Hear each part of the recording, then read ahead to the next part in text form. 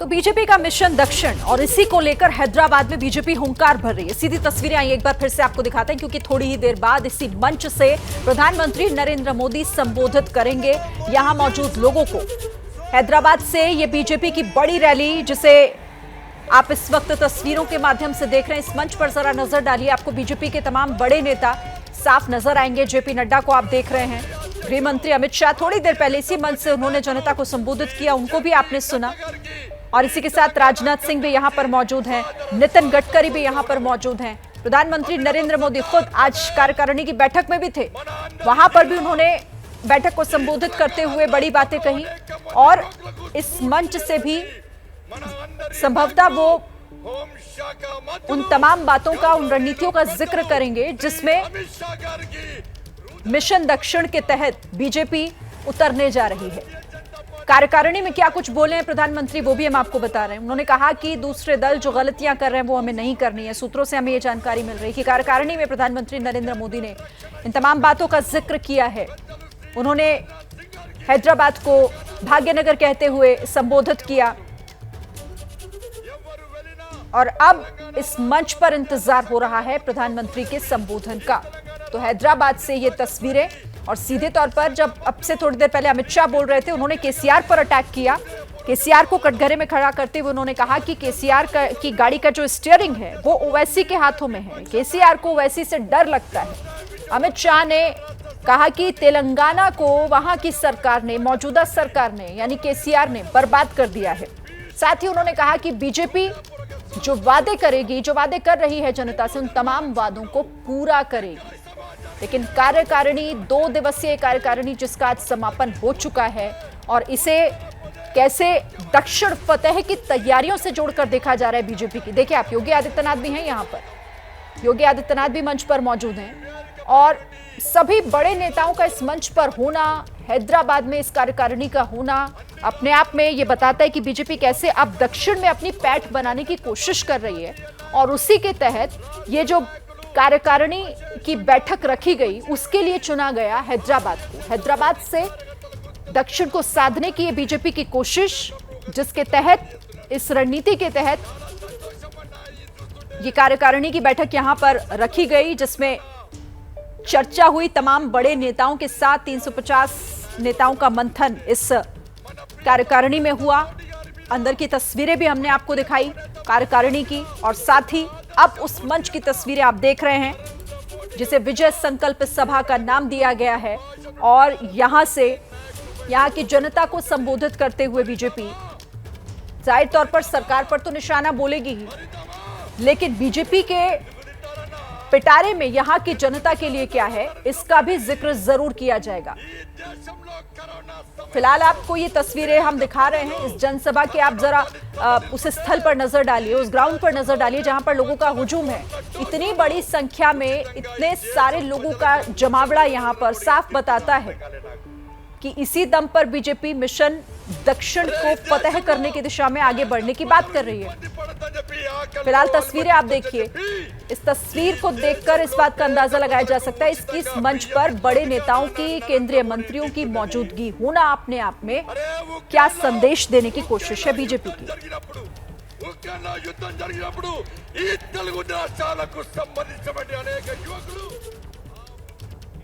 तो देखिए, थोड़ी ही देर बाद प्रधानमंत्री का संबोधन होगा, लेकिन उससे पहले, अब से थोड़ी देर पहले गृह मंत्री अमित शाह ने इसी मंच से संबोधित करते हुए केसीआर पर कई हमले किए। सुनते हैं। मित्रों, आज मैं भाग्यनगर हैदराबाद में खड़ा हूं। पूरा देश जानता है, सरदार पटेल न होते तो आज हैदराबाद भारत का हिस्सा न होता। जब तेलंगाना राज्य का आंदोलन चलता था, केसीआर कहते थे कि हम हैदराबाद विमोचन दिन मनाएंगे। बताइए भाग्यनगर वालों, हैदराबाद विमोचन दिन केसीआर ने मनाया है क्या? जोर से बोलो, मनाया है क्या? केसीआर जरा बताओ क्यों नहीं बनाया है? आप तो नहीं मना बताओगे, मैं बताता हूं।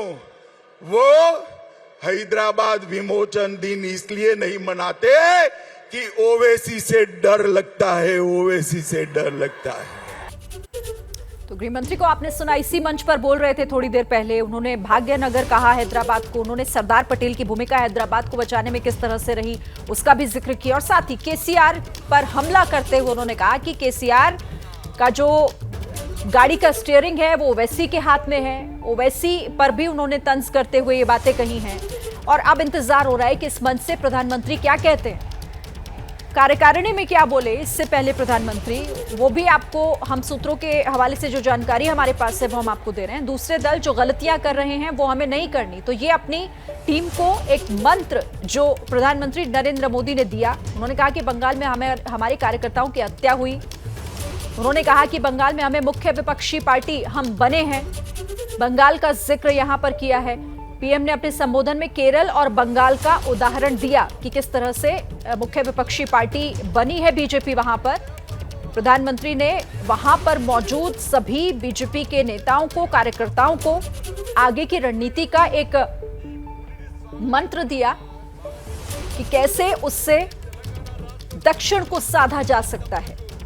और ये तस्वीरें कैसे केसीआर के लिए भी चिंता बढ़ाने वाली हैं, किस तरह से ये दक्षिण में अब बीजेपी की एंट्री किस तरह से होने जा रही है और वो किस रणनीति के तहत आगे बढ़ रही है, तमाम सवाल अब खड़े करती है।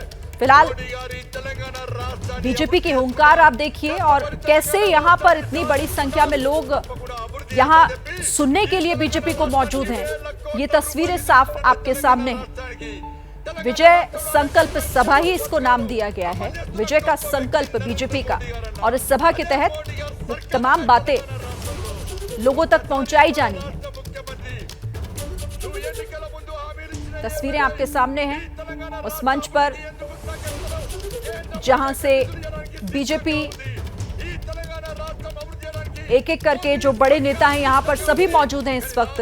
गृह मंत्री अमित शाह अपना संबोधन कर चुके हैं और उन्होंने यहां पर केसीआर को कटघरे में खड़ा किया। उन्होंने कहा कि जनता से जो वादे किए केसीआर ने वो पूरे नहीं किए। साथ ही उन्होंने अपनी रणनीति भी साफ कर दी कि जो हम वादे करेंगे वो पूरे करेंगे तमाम वादे।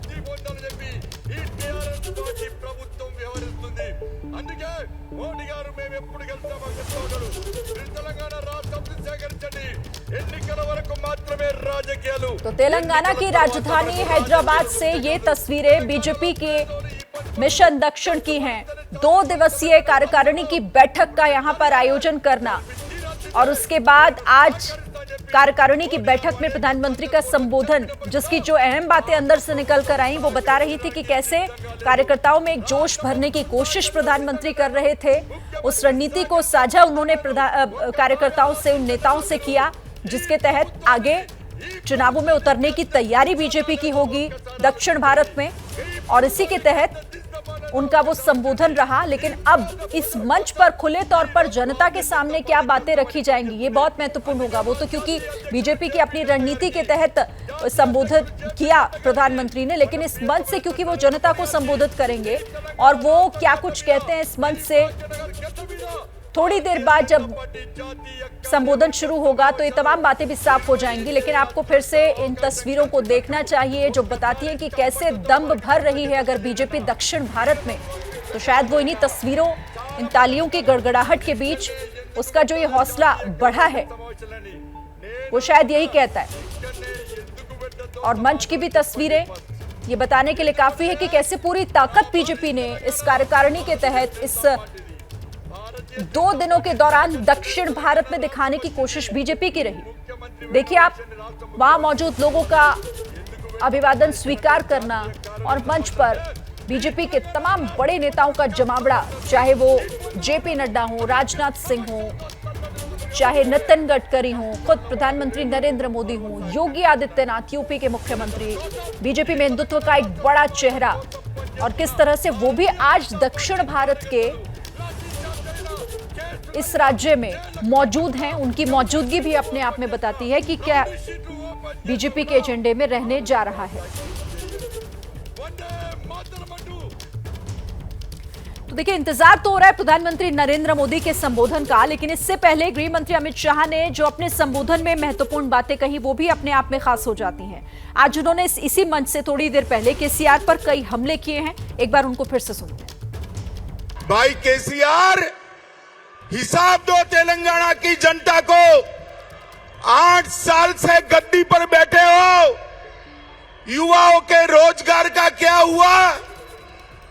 केसीआर के मन में युवाओं का रोजगार का मतलब केटीआर का रोजगार है, आपका रोजगार नहीं है भाई।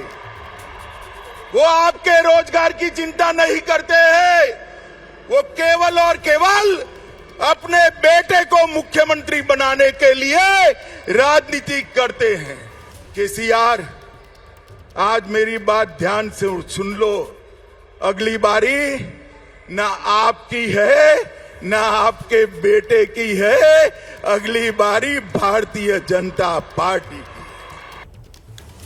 की। तो गृह मंत्री अमित शाह को आपने सुना, लेकिन थोड़ी देर में प्रधानमंत्री नरेंद्र मोदी का भाषण आपको सुनाएंगे। जैसे वो संबोधित करेंगे आपको लिए चलेंगे हैदराबाद।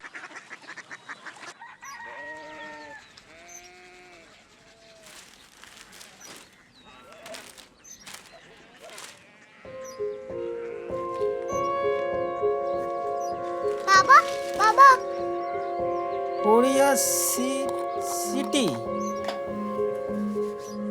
जानी ना।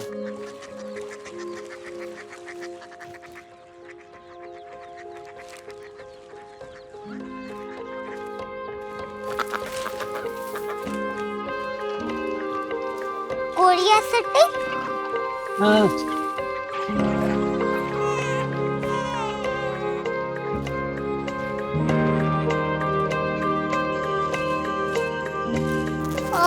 कोरिया सिटी कहाँ पे है? शहर अंग्रेजी लगे हैं।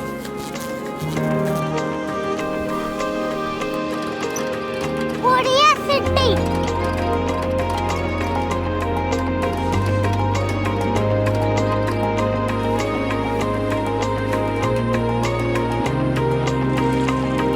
वो बहुत दूर है।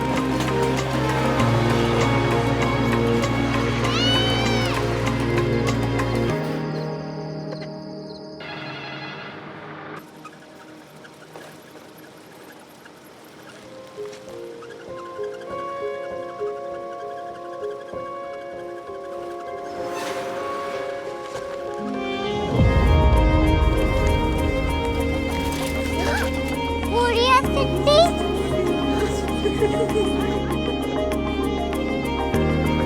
दुनिया को बोलना नहीं, कुछ लोग बड़े होते हैं। कोरिया सिटी कहाँ है? प्रोफेसर साहब को पता होगा। हो, ये छोटा वाला ग्लोब लगता है और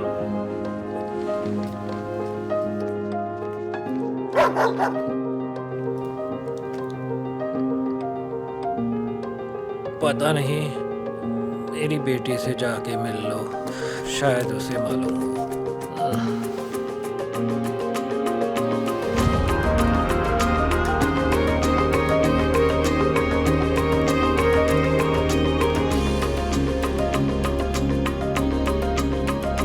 हाय, बाबा ने भेजा है। Come here. Korea city Korea city नहीं, क्यूरियोसिटी। वो क्या? That's what brought you here. जो तुम्हें यहाँ तक ले आया। क्यूरियोसिटी